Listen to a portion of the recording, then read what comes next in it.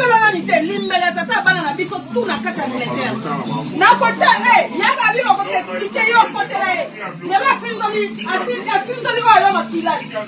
yaka biko ko kima te ko sa awa yaya c'est là yaya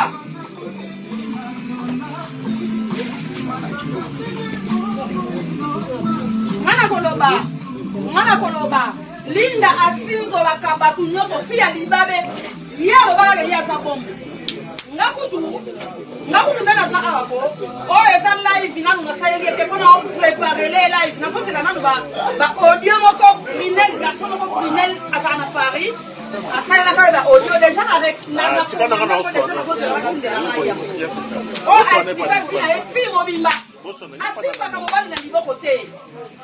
akena na makodila kaka akena na ekalimbela pamba sembe kota akima yeti lelo yo mwasi apembe linda wanguke ekomi est-ce que oza kana mutema na mimi tonga yo ke sindo mimi juju mwanga o libala o maboya na kate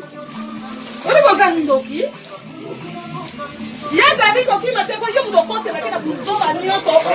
boza kabi ba le ko chao ya gabi ko chao te ya gabi ah si doni si ko ya mama na olobini o se peli pena ngo se ko se peli pena ngo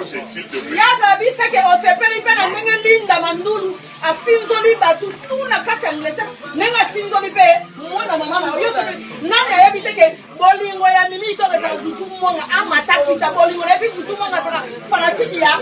mimi nani ayebi ngote et puis basala na Paris il fallait sinzola ta babiso nenge akomane limbela batata bana na biso problème te bakenda na ete pete ko mate ya gabi ko kimate ko yo muto pia kena mutola o yega be o kimesinde kwa makamunya so linda mandulu asala kana buzoba tala firo mbala pembe azanga chance ya mibali bazala keka bakimi est-ce que peuple congolais bosi mona linda mandulu na mobali asimbi na liboko bosi mona linda mandulu mobali asimbi na liboko azuya comme mwasi na Angleterre autaki kona nanganga kisi moko na kini kuna nanganga kisi aboyo tala kutu nanganga kisi aboyo asundoli na hotel du fleuve ezaki kala besoin abendo ba chance na yo alali na okutu wana alui ba chance na ya yaki kozwa tellement ba kutaki eloko te akini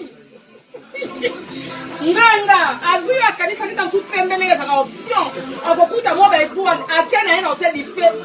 nganga wana lobi asala ki père akokai kofuta mo na yo hotel du fleuve akuta ki tono na tono